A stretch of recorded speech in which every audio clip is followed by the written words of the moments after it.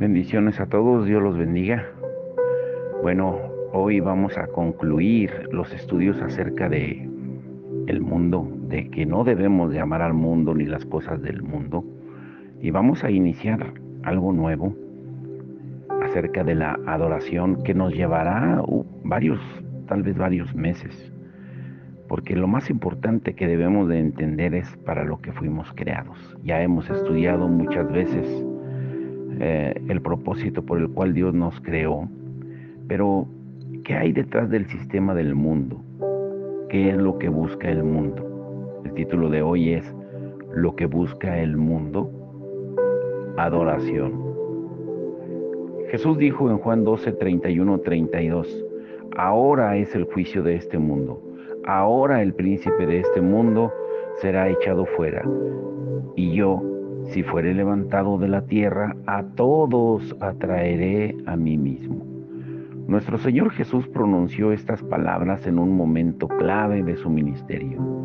Ya había entrado en Jerusalén rodeado por una multitud entusiasmada, pero casi de inmediato dijo en términos muy claros que debía dar su vida, y una voz del cielo lo aprobó públicamente en Juan 12, 28.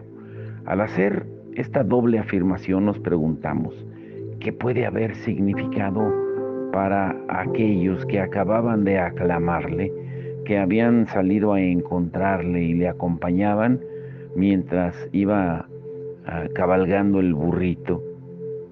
Para la mayoría de ellos sus palabras sí tenían significado alguno, indicarían un cambio completo a sus esperanzas, y en verdad para quienes discernían podían ver en ellas una profecía de su muerte a la manera de un criminal, como dice Juan 12, 33. Sin embargo, si sus palabras destruyeron algunas ilusiones, ofrecían a cambio una grandiosa, segura y sólida esperanza, pues anunciaban una transformación de dominio mucho más radical que aquel esperado por los mismos patriotas judíos. Y la expresión "y yo" contrasta vivamente con su antagonista, el príncipe de este mundo. Por medio de la cruz, por la obediencia a muerte de aquel que es el grano de trigo de Dios, el gobierno de fuerza y temor de este mundo ha de terminar con la caída de su orgulloso líder, y por la resurrección aparecerá en su lugar un nuevo reino de justicia que se distingue por libre alianza de los hombres con él. Con lazos de amor, sus corazones serán atraídos del mundo que está bajo sentencia a Jesús, el Hijo del Hombre, quien, aunque levantado para morir por ese mismo acto, es levantado para reinar.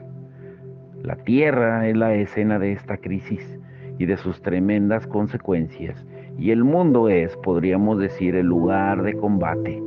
Este será el tema central para tratar aquí, y comenzamos por considerar las ideas del Nuevo Testamento, las cuales están asociadas con el importante término griego koepo. Ahora, que significa el cosmos,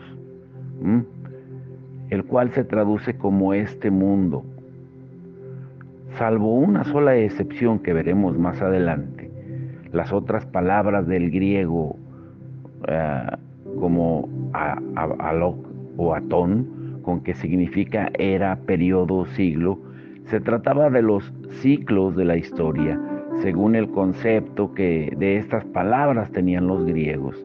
En el Nuevo Testamento es al singular el mundo presente y al plural los siglos. Las transcripciones más cercanas es la era, y será de mucho beneficio dedicar tiempo para estudiar una buena terminología del griego en el Nuevo Testamento. Y ahí veremos cuántos son los significados que en la Escritura tiene el término cosmos, mundo. Pero primero analizaremos su origen en el griego clásico, donde encontraremos que originalmente significaba dos cosas. Primero, orden o armonía, y luego adorno u ornato.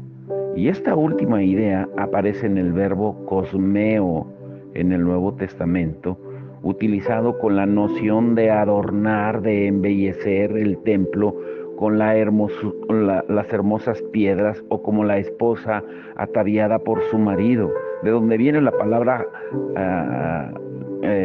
cosmético, como es en Lucas 21:5 y Apocalipsis 21:2.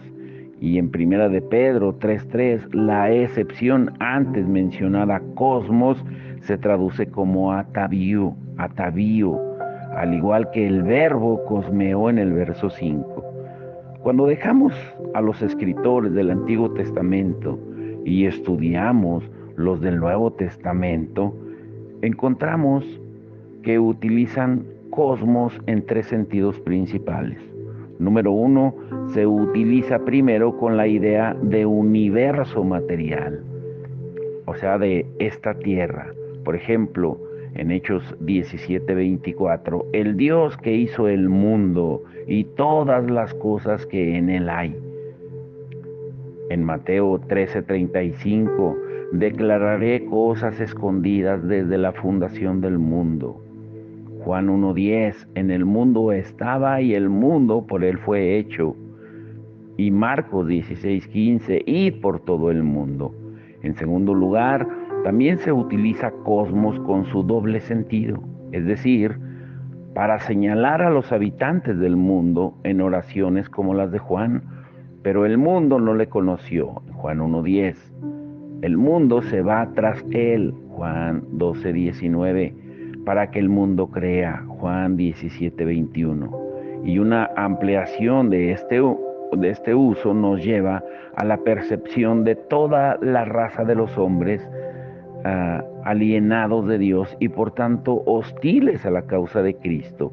Por ejemplo, en Hebreos 11:38 dice, de los cuales el mundo no era digno. En Juan 14:17, al cual el mundo no puede recibir. En Juan 14:27, no os la doy como el mundo la da. Y Juan 15:18, si el mundo os aborrece. Y número 3, la otra manera por último, encontramos que cosmos se utiliza en la Escritura para definir asuntos mundanos, es decir, bienes, riquezas, prendas, ventajas, placeres, que aunque huecas y falaces, incitan nuestros deseos y nos seducen, alejándonos de Dios, convirtiéndose en obstáculos a la causa de Cristo.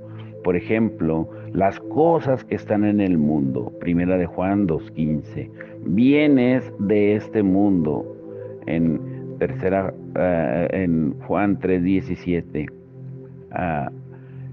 si ganare todo el mundo y perdiera su alma, Mateo 16:26, los que disfrutan de este mundo como si no lo disfrutasen, Primera de Corintios 7:31.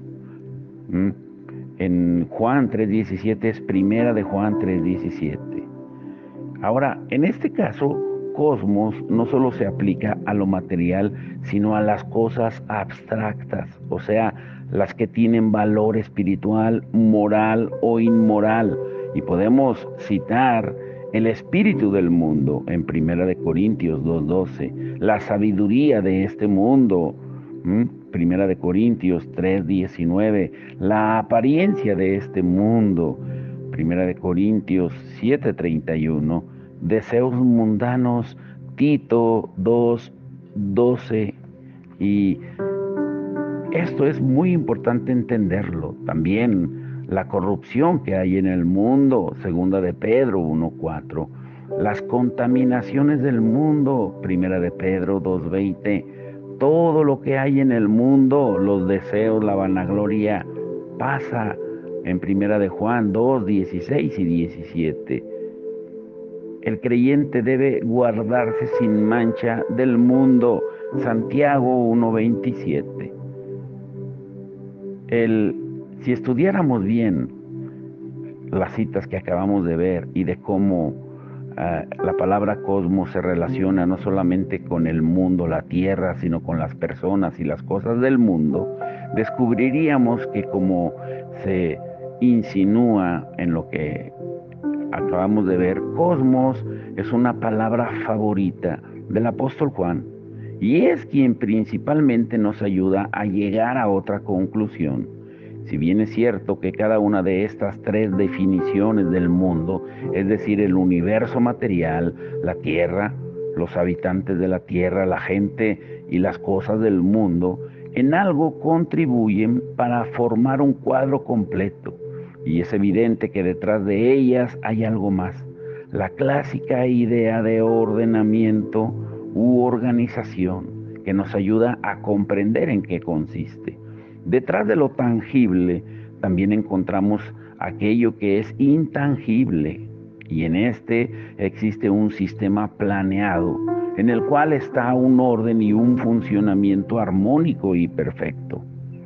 Respecto a este sistema, hay dos cosas sobre las cuales debemos hacer énfasis. Primero, que desde el día en que Adán abrió la puerta para que entrara la maldad en la creación de Dios, el mundo ha demostrado ser hostil a Dios y no conoció a Dios. Primera de Corintios 1:21, aborreció a Cristo, como dice Juan 15:18, y no puede recibir el Espíritu de verdad en el Juan 14:17, y sus obras son malas, Juan 7:7, y como dice Santiago, no saben que la amistad del mundo es enemistad contra Dios, Santiago 4:4. Y por tanto Jesús dice, mi reino no es de este mundo, Juan 18:36. Él ha vencido al mundo, Juan 16:33. Y esta es la victoria que ha vencido al mundo, nuestra fe, Primera de Juan 5:4. Pues como lo afirma el verso de Juan 12, con el cual iniciamos este estudio, el mundo está bajo condenación. La actitud de Dios hacia el mundo es inflexible. En segundo lugar, como lo aclara ese mismo versículo, se debe a que hay una mente detrás del sistema. Juan escribe repetidas veces acerca del príncipe de este mundo. Juan 12:31, Juan 14:30, Juan 16:11. Y en su carta lo describe en Primera de Juan 4:4 como el que está en el mundo, y lo compara con el Espíritu de verdad que mora en el creyente, porque dice Juan en Juan 5:19, el mundo entero está bajo el maligno, Primera de Juan 5:19. Y él es el cosmocrator rebelde, es decir, gobernador del mundo. Una palabra que solo aparece una vez utilizada en plural para describir a sus lugartenientes, los gobernadores de las tinieblas, en Efesios 6:12. Tenemos pues un sistema ordenado, el mundo que es gobernado por un ser invisible, Satanás. Cuando Jesús afirma en Juan 12:31 que la sentencia de juicio ha sido decretada sobre este mundo, no significa que esta tierra y sus habitantes han sido juzgados, ya que para ellos el juicio es futuro. Lo que sí ha sido juzgado es esa institución, ese orden mundano que Satanás mismo ha originado y lidera. Y en última instancia se desprende claramente de las palabras de Jesús que el maligno, el príncipe de este mundo, ha sido ya juzgado en Juan 16:11 y que ha de ser destronado y echado fuera para siempre. La Escritura nos da pues una comprensión profunda del mundo que nos rodea.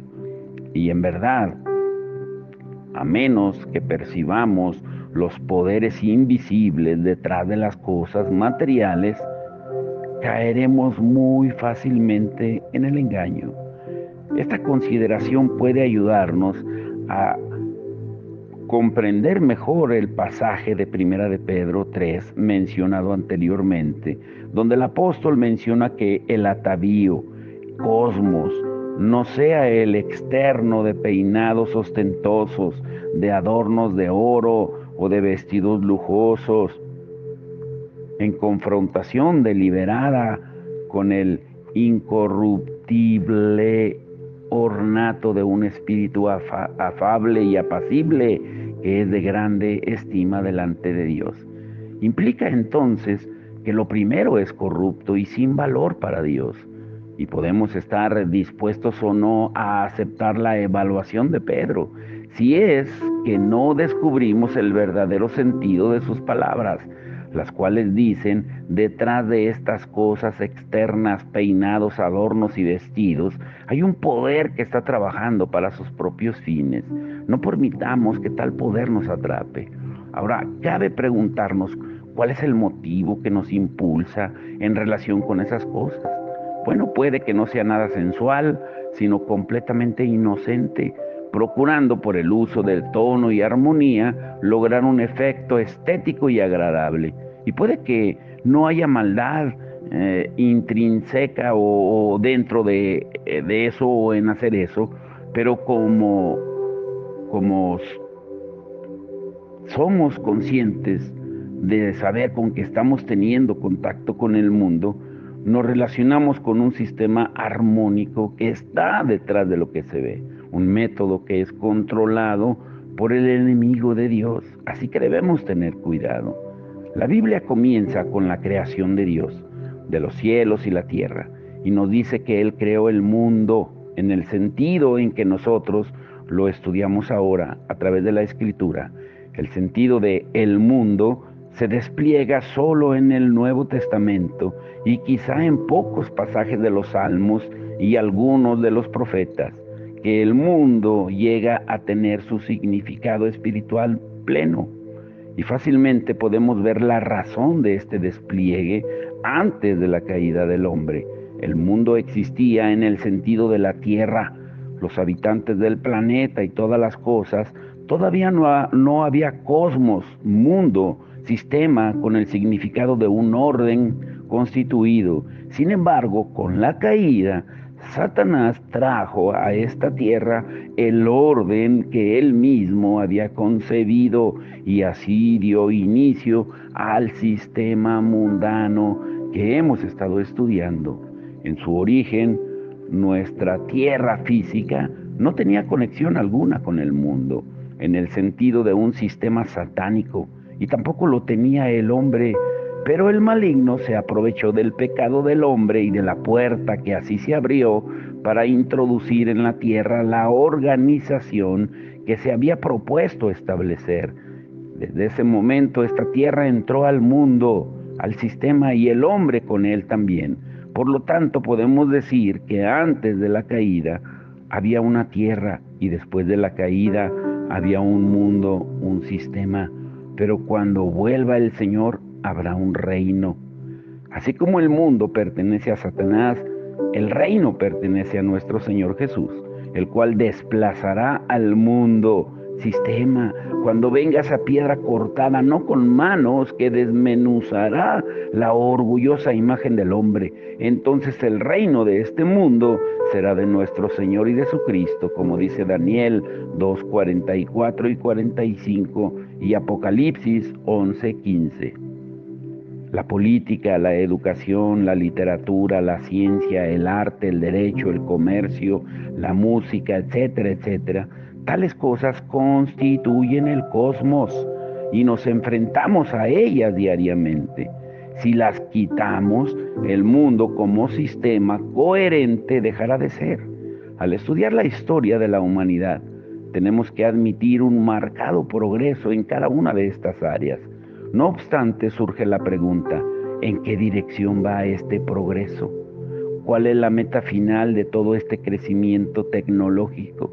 Al final, nos dice Juan, el anticristo se levantará y pondrá su reino sobre este mundo. Primera de Juan 2:18, 2:22, Primera de Juan 4:3 y Segunda de Juan 7. Apocalipsis, el capítulo 13 también.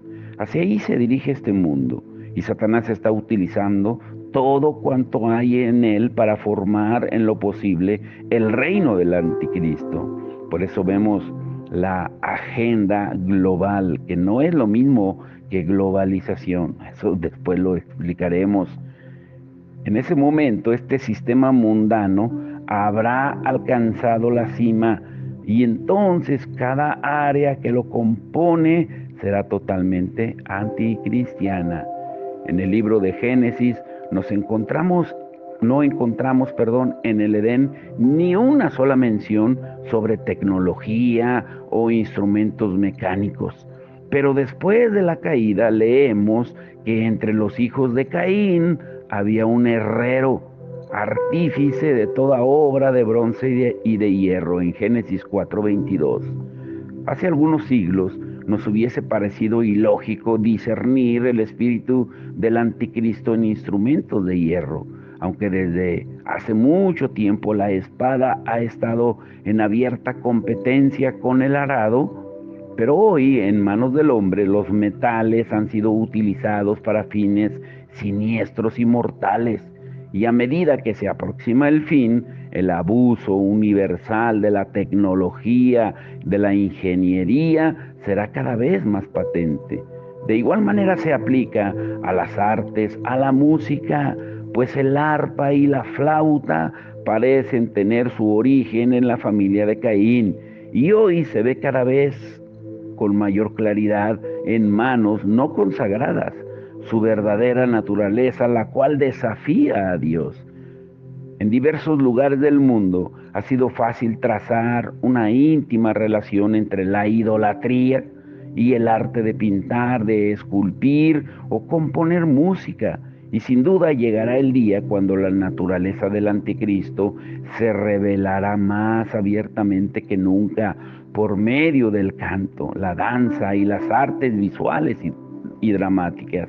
En cuanto al comercio, sus conexiones son aún más sospechosas. Satanás fue el primer comerciante, pues negoció ideas con Eva para su propio beneficio, y en el lenguaje figurativo de Ezequiel leemos en Ezequiel 28:5: en tus contrataciones has multiplicado tus riquezas, y a causa de tus riquezas se ha enaltecido tu corazón.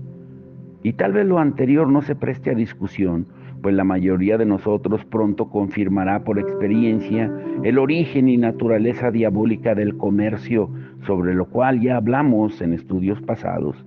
Pero, ¿y qué de la educación? ¿Es inofensiva?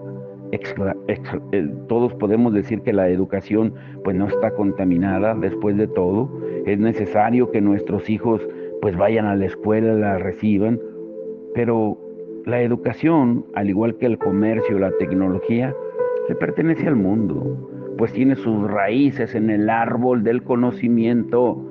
Y como creyentes procuramos proteger a nuestros hijos de los lazos más fuertes del mundo, y sin embargo nos vemos obligados a proveérsela. Entonces, ¿cómo solucionamos este problema de permitirles tener contacto con aquello que es esencialmente mundano y al mismo tiempo protegerlos de ese sistema corrompido y sus peligros? Y la ciencia también forma parte del cosmos, a la cual denominamos sabiduría o tecnología cuando avanzamos en el conocimiento y comenzamos a especular sobre la naturaleza del mundo físico, al igual que la del hombre. Y surge de inmediato la pregunta: ¿hasta qué punto son legítimos los descubrimientos científicos y la investigación? ¿Dónde hallamos la línea que nos demarque aquello que es útil y lo que daña en el reino de la sabiduría? ¿Cómo podemos avanzar en la ciencia y sin embargo evitar los lazos del maligno? Estos temas ya han sido considerados en estudios anteriores y que a primera vista habrán parecido exagerados en algunas cosas, pero ha sido necesario para recalcar ciertos puntos. Porque dice Primera de Juan 2:1 y verso 5: si alguno ama al mundo, pues el amor del Padre no está en él. Por último, cuando tenemos contacto con lo mundano, pues debemos preguntarnos: ¿cómo me afecta esto en mi relación con el Padre? Ya pasó el momento en que necesitábamos salir al encuentro del mundo para tener contacto con él, pues hoy se ha acercado a nosotros. Hay una fuerza que está operando y que cautiva a los hombres. Y te pregunto, ¿has sentido antes el poder del mundo tanto como hoy? ¿Habías escuchado hablar tanto de dinero, de comida, de vestido, de trabajo, de ciencia, de tecnología como hoy? Donde quiera que vayamos, aún entre creyentes, el principal tema de conversación es sobre las cosas del mundo. El sistema satánico ha llegado hasta la misma puerta de la iglesia y procura atraer a los santos de Dios a su prisión. Nunca antes habíamos necesitado conocer el poder de la cruz de Cristo para librarnos como lo necesitamos ahora del poder de esta influencia maligna. Antes hablábamos mucho acerca del pecado y de la vida natural y podíamos percibir claramente las grandes fuerzas espirituales, pero entonces no comprendíamos que esas mismas fuerzas espirituales estaban en juego al tener contacto con el mundo. Existe una fuerza espiritual detrás de este mundo que por medio de las cosas que están en el mundo procura atrapar a los hombres en su sistema. Entonces, no es únicamente contra el pecado que los creyentes de Dios debemos estar en guardia, sino contra el gobernador de este mundo. Dios está edificando su iglesia hasta su consumación en el reino universal de Cristo. Y en forma simultánea, su rival, el diablo, está edificando este sistema mundano hasta culminarlo en el reino del anticristo. Por eso es necesario velar, orar, estudiar, prepararse, no sea que en algún momento seamos instrumentos de Satanás en la construcción de ese malogrado reino. Cuando nos enfrentamos con alternativas y nos confronta una elección, no debemos preguntarnos, ¿es esto bueno o malo? ¿Será de ayuda o no? No, a cambio debemos preguntarnos, ¿es del mundo o es de Dios? Pues existe un solo conflicto en el universo y se nos presentan únicamente dos alternativas, Dios o Satanás, y jamás podrá ser de otro modo. Ahora, escuchen bien, solo daré la introducción de lo que comenzaremos la semana que viene. Escuchen muy bien, cuando Jesús fue bautizado en Mateo 3, 16 en adelante, hasta Mateo 4, 1 al 11, dice que fue llevado por el Espíritu Santo al desierto. ¿Y con qué lo tentó Satanás? Pues con las cosas del mundo. Pero su fin en todas las tentaciones, ¿cuál era? Lo que ha buscado desde su rebelión en el cielo, la adoración, que es lo que veremos el domingo. Y es lo que más tiene en el mundo, adoradores, porque el Padre busca adoradores, al igual que Satanás también busca adoradores. El verdadero sentido de la alabanza y de la adoración va mucho más allá de cualquier expresión musical, lingüística o cultural, porque es una actitud, es un código universal que solamente conocen y comprenden aquellos que han hecho de sus propias vidas una manifestación constante de alabanza y adoración a Dios. La adoración no es lo que empapa toda nuestra vida como cristianos y nutre todo lo que somos. No podemos ser servidores, obreros, si primero no somos adoradores. Jesús lo dijo claro en Mateo 4:10. O la adoración cambia tu vida o no es adoración. Me refiero cuando adoras a Dios o adoras al mundo. Ahora, ¿por qué una adoración, una verdadera adoración a Dios cambia tu vida? Y si no cambia tu vida, pues es que no es adoración a Dios, es adoración al mundo y las cosas del mundo. Y donde está detrás de él es Satanás. Porque seguirás amando al mundo. Aunque el domingo cantes, aplaudas, saltes, dances, grites, porque de eso, la adoración, La única verdadera adoración es la que te cambia. Solo la adoración en espíritu y en verdad es la única que puede cambiarnos. Y no hay una tarea más noble ni actividad más provechosa que adorar al único Dios vivo y verdadero. Adorar a Dios produce un enriquecimiento perdurable y un fortalecimiento interior generados por una relación íntima y armoniosa con el Creador. ¿Pero qué es adorar? Solamente la Biblia establece las pautas para una definición correcta de la adoración. Rendir homenaje, alabanza, reconocimiento, culto y exaltación al Dios soberano. Adorar no es una ceremonia litúrgica, sino un acto del ser interior. Las palabras adorar y adoración son de uso común entre los cristianos, pero la comprensión de ellas no está del todo clara. Muchos confunden adorar con ciertos espectáculos religiosos donde se desbordan las emociones. Otros lo identifican con cultos repetitivos y sistemáticos, pero vacíos y sin dinamismo. Por eso necesitamos conocer lo que es la adoración, porque a veces se ha confundido la naturaleza de la adoración. Por un lado se ha identificado adorar con actividades místicas y con experiencias emocionales. Y siempre es cierto que hay emoción en la adoración, pero por otro lado se ha dado por sentado que adorar tiene que ver con una liturgia fría, monótona y pedante. La verdadera adoración se encuentra en la Biblia. El centro de la adoración es Dios. La comunión, la alabanza y la relación íntima con el Señor Dios soberano constituyen la esencia de la adoración. La palabra de Dios enseña que adorar al Eterno es una cuestión íntima del corazón. Tiene que ver con la relación entre el ser interior del individuo y el Dios Santo con quien tener comunión. Eso es adorar, entrar en comunión íntima con Dios sin que importe el lugar ni las circunstancias en las que el adorador se encuentre. Adorar a Dios no es la ejecución de un ritmo litúrgico, sino una realidad de íntima comunión con Él. El hombre fue creado con el propósito primordial de rendir un homenaje único, eterno y sabio a Dios, en conformidad con la verdad que Él mismo ha revelado en su palabra.